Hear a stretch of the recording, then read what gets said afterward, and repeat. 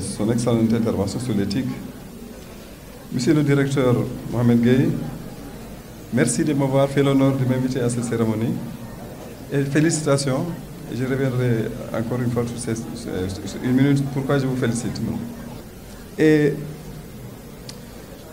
dire qu'une cérémonie comme celle-ci, je pense que ça contribue à changer un peu l'image de l'enseignement supérieur dans notre continent. Il y a des traditions qui sont mieux connues et pratiquées plus souvent dans les pays anglophones, par exemple. La graduation ceremony, c'est une routine dans les universités anglophones. Et dans les pays francophones, ce n'est pas fréquent qu'on le voit. Je pense que c'est très bon qu'il y ait des cérémonies comme ça, qu'on célèbre ce qu'on fait de mieux, qu'on montre les talents qui sortent de nos universités et de nos institutions d'enseignement supérieur. J'aurais pu passer plus de temps à parler de l'enseignement supérieur. Et pour avoir été au Codastria pendant très très longtemps, dont 8 ans en tant que secrétaire exécutif, on connaît les problèmes auxquels l'enseignement supérieur est confronté dans notre continent.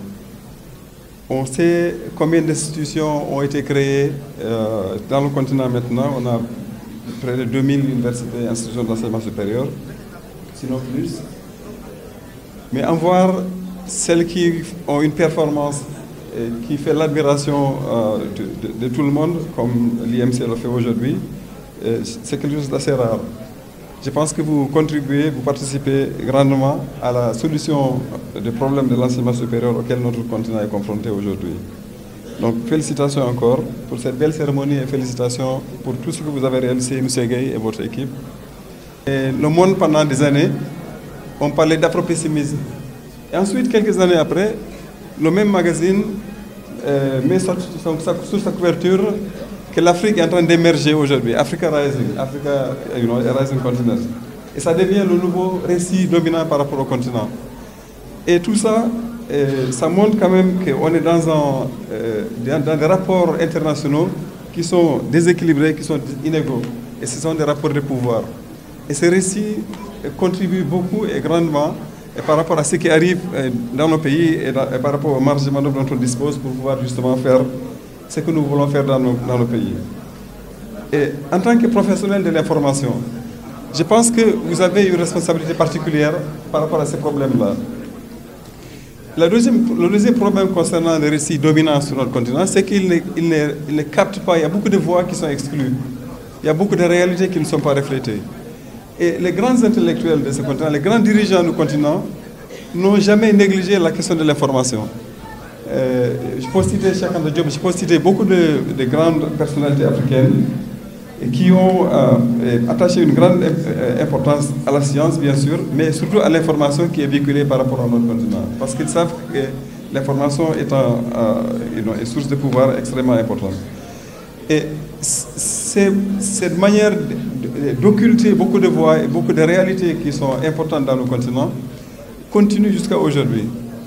Et pas plus tard que l'année dernière, un certain nombre d'institutions, dont le Codastria, Trust Africa, ENDA, Tiers-Monde, le Forum du Tiers-Monde et d'autres, se sont mises ensemble pour produire un rapport alternatif sur l'Afrique, dans le but de produire un autre récit sur le continent africain et qui est différent de ce qu'on dit en général par rapport au continent. Il faut dire qu'il y a plus de 2000 rapports qui sont produits sur l'Afrique chaque année, mais le récit dominant reste quand même un récit qui est assez problématique. La deuxième chose que je voudrais dire, c'est que, et encore concernant ces récits, c'est que l'Afrique, comme les autres régions du monde, est un site de beaucoup de mutations, beaucoup de transformations. Et la lecture qui est faite de ces mutations-là contribue beaucoup à façonner les images, à façonner les opinions et à influer sur les comportements et les politiques qui sont façonnés par rapport à ce continent-là. Et là, tout le monde a des problèmes avec cette manière de faire. En 2013, l'Union africaine, pour célébrer le cinquantenaire de l'adoption de la charte de l'OUA, a organisé beaucoup de thèmes, beaucoup de colloques à Addis Ababa. Et l'un des colloques avait comme thème refaçonner le récit concernant l'Afrique. Donc il y a une responsabilité particulière des professionnels de l'information, des chercheurs africains, d'arriver à produire un autre récit, parler de notre continent d'une manière qui est beaucoup plus conforme à ce qui se passe, mais également qui permet aux gens d'avoir plus confiance et qu'on peut changer les choses, qu'on peut aller de l'avant et parce qu'il y a beaucoup de bonnes choses qui se passent dans le continent. Il y a bien sûr les crises, on connaît les problèmes de pauvreté, on connaît les problèmes d'infrastructure, les problèmes de santé, les crises alimentaires, mais on sait également qu'il y a une énorme créativité sur notre continent. On sait qu'il y a beaucoup de talents dans notre continent. Il y a des institutions comme l'IMC, il y a beaucoup d'autres choses qui sont extrêmement bonnes, qui sont dans notre continent et dont on ne parle pas assez. Mais c'est sur lesquelles il faudrait s'appuyer pour que justement les changements puissent se faire tels qu'ils devraient se faire. Je le dis parce qu'à Trust Africa, qui est une fondation panafricaine, on a une théorie de changement qui consiste à dire que des citoyens bien informés contribuent beaucoup à la stabilisation et à l'amélioration de la démocratie et au processus de développement. Et là, c'est l'explication du fait que cette institution a choisi les professionnels de la communication et des médias comme un partenaire privilégié et stratégique. Et beaucoup de choses sont faites pour justement permettre aux professionnels de l'information d'acquérir des compétences dans des domaines assez particuliers. Je citerai juste un exemple, c'est celui des flux financiers illicites.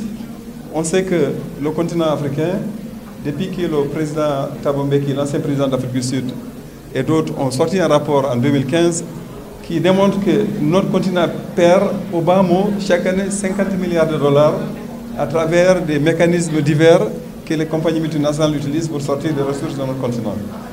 Et on sait que la manière dont on rend compte de ces processus-là est problématique. Donc il y a des ateliers de formation et des dialogues avec les journalistes pour justement améliorer cette situation-là. Je voudrais terminer en disant que cette cérémonie est une belle cérémonie. Encore une fois, félicitations à toutes les personnes qui reçoivent leur diplôme aujourd'hui. Mais il faut dire que, et ça a été dit tout à l'heure par plusieurs intervenants, c'est une étape. Recevoir un diplôme, c'est une étape dans un processus qui est très très long. De plus en plus, quand on parle d'éducation qui dure la vie entière, on parle d'éducation qui couvre tous les champs de la vie. Lifelong learning and life-wide learning. Parce que les processus sociaux sont en évolution constante.